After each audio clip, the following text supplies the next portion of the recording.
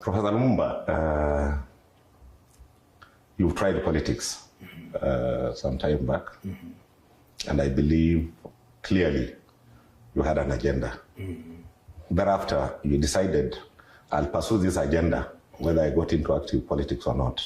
And your videos, your engagements on leadership in Africa has been watched and listened to by very many people. We are here in Kenya.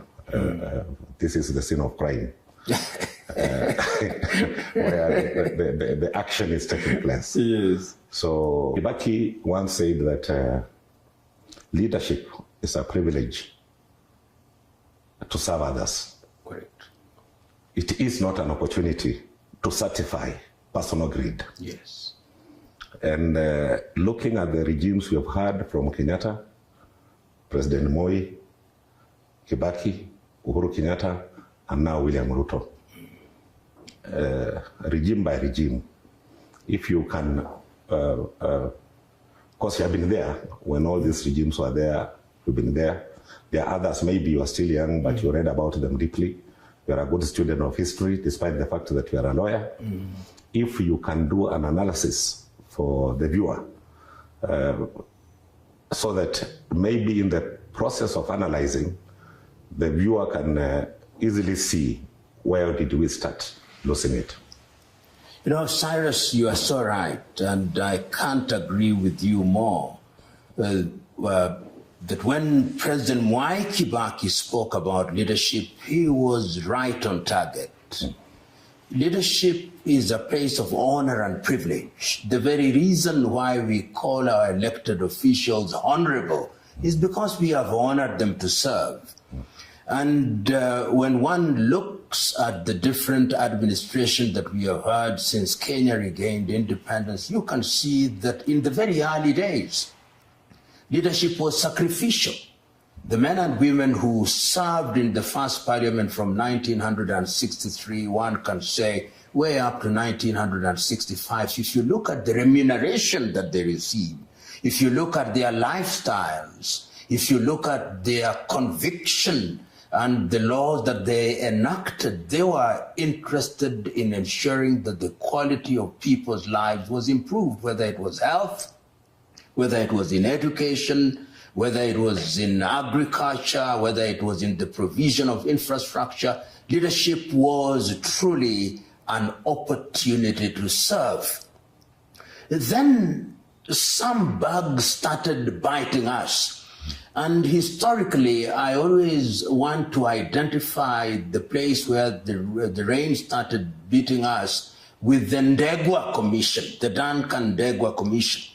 As you remember, in those early days, when one was an active politician, you are not allowed to participate in business because the business of service is a full-time business.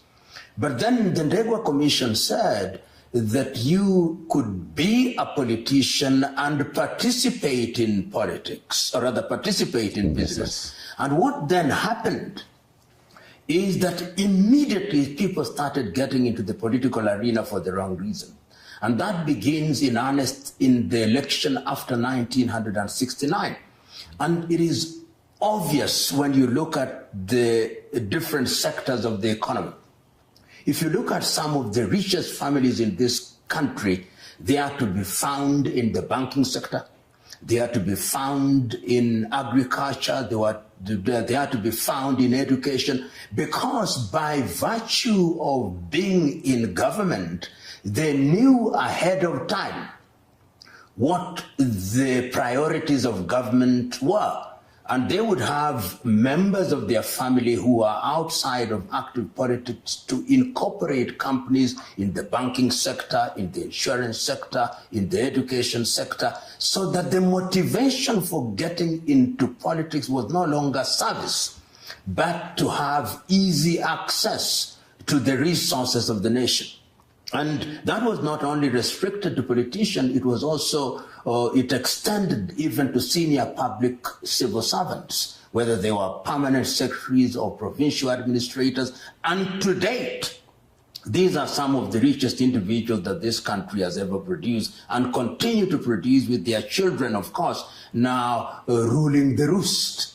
When President Moi came into power, things did not change. Things, in my view, even assumed a much more injurious impact on the Kenyan economy and on Kenyan politics. Joining politics no longer was an easy thing. You have to have resources. You've got to have money.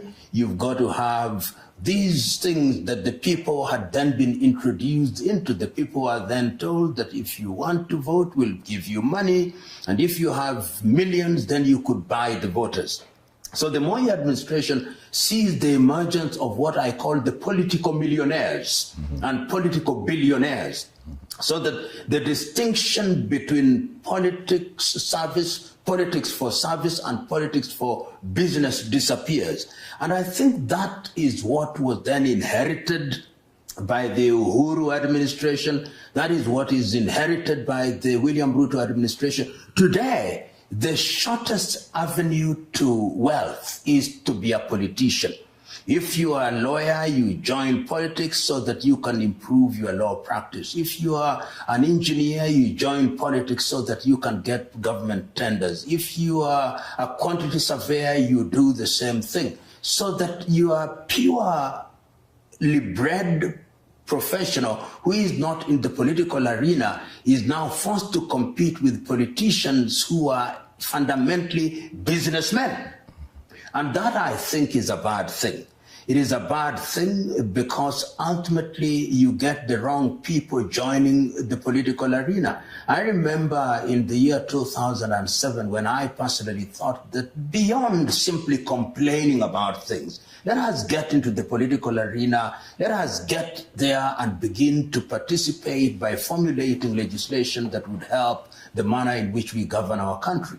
I held 250 town hall meetings with people in the constituency of choice, but on the day of the voting, what happened is that voters were registered elsewhere and were imported into the constituency, so that you are campaigning amongst people who are not even your voters.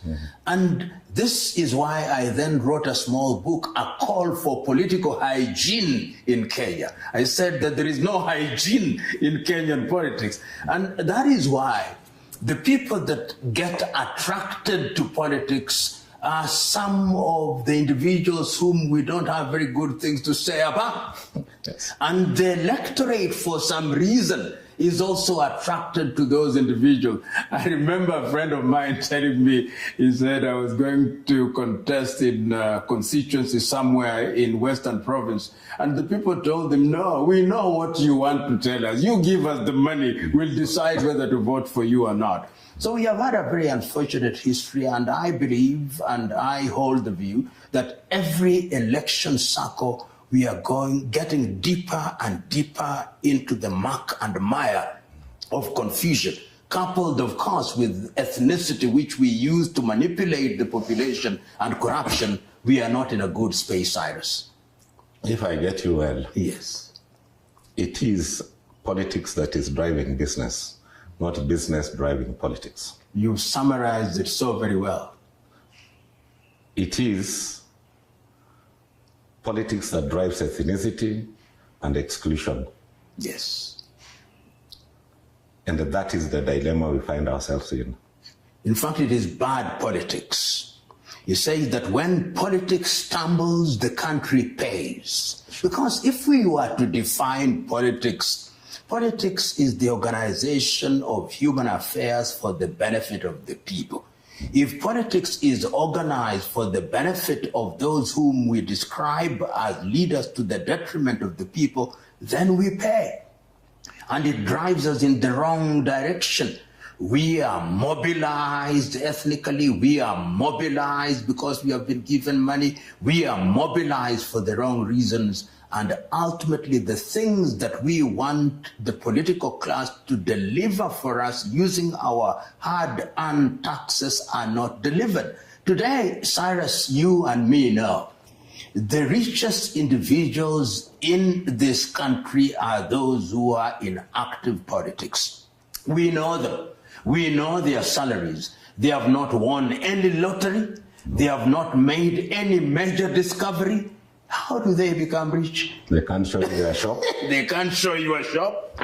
They are seldom in parliament to debate critical issues, yet they are multi-billionaires. What trick do they use other than influence peddling and using office for personal benefit? We've had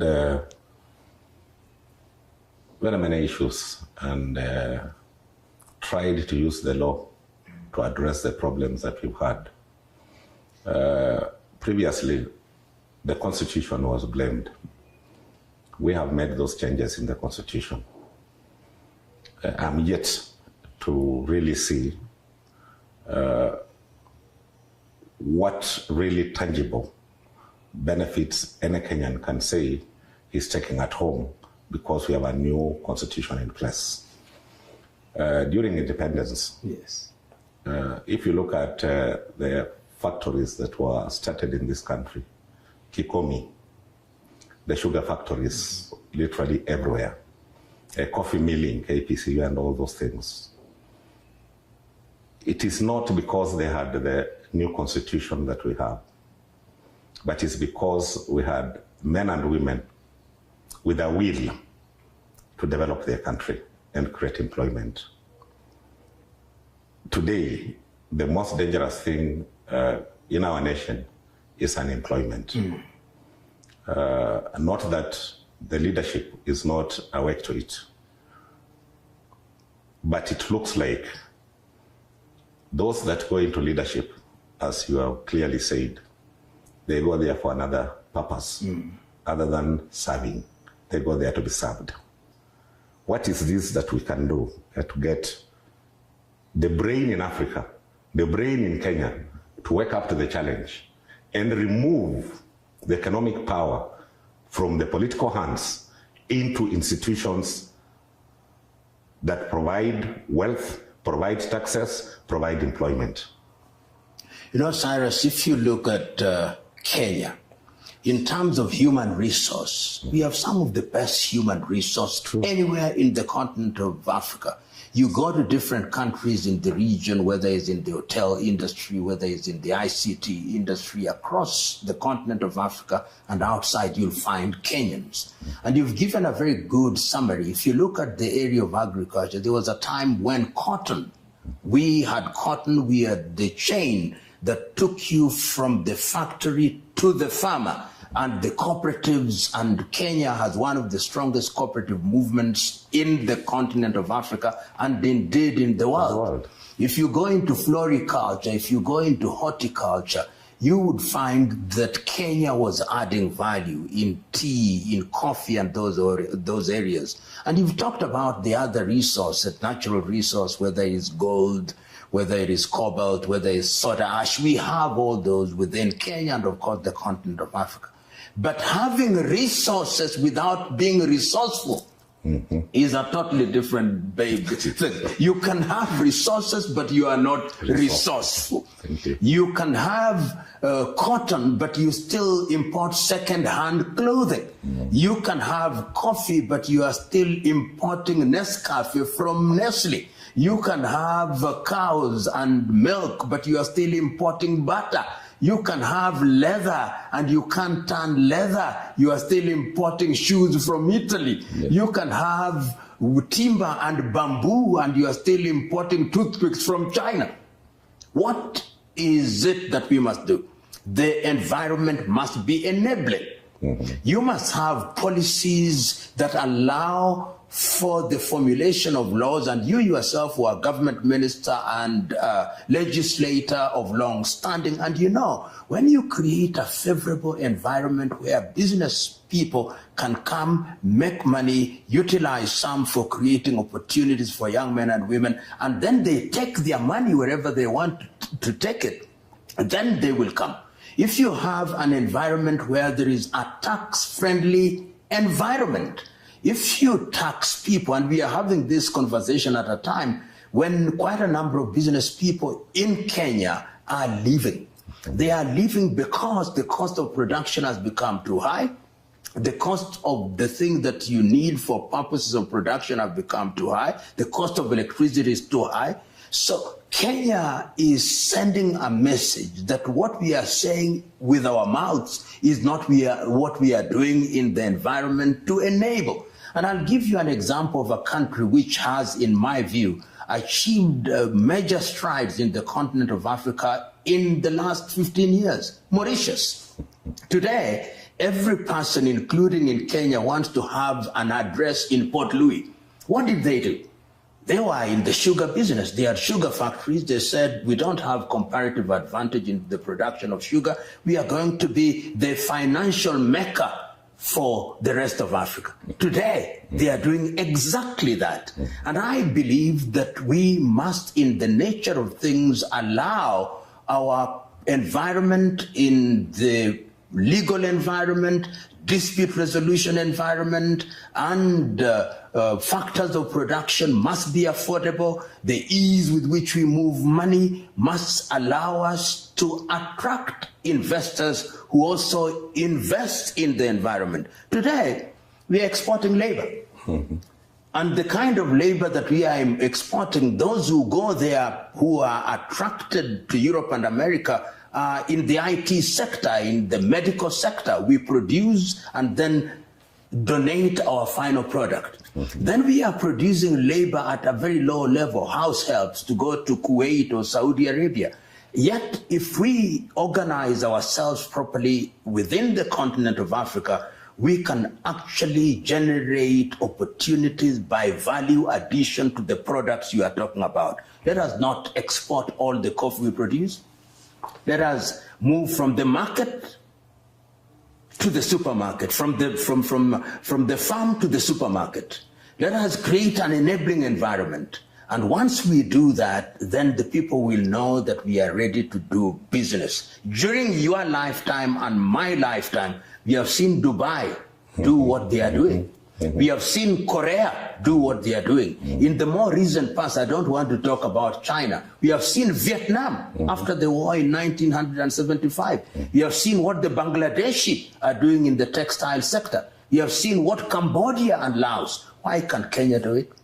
Why can't Tanzania do it? Why can't the Democratic Republic of Congo do it? Why can't Sudan do it? Why can't Somalia do it? Why can't Ethiopia do it? So, in a nutshell, I think that the role of a political administration is to create an environment that creates an atmosphere which gives the oxygen that allows innovators and inventors and business people to create and implement, and then they will flock to your country. Very well put. Professor,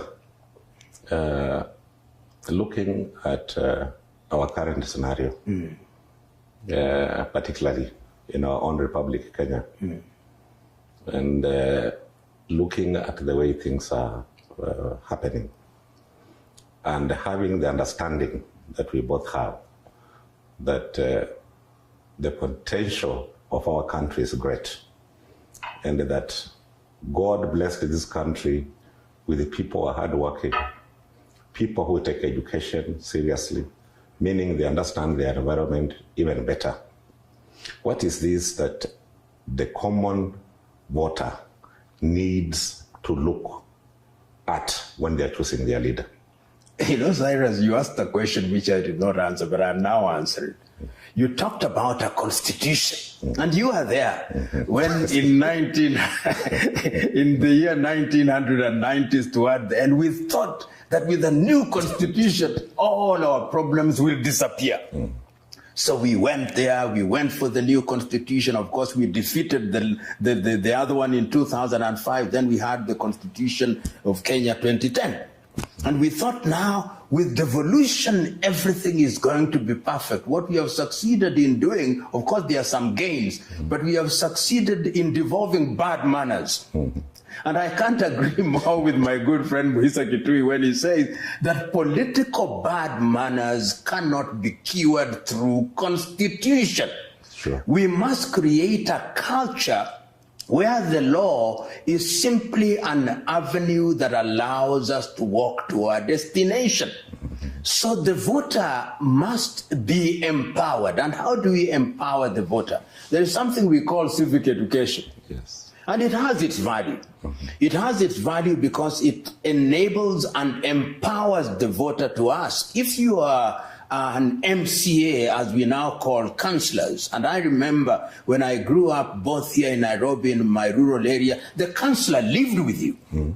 The councillor participated with you.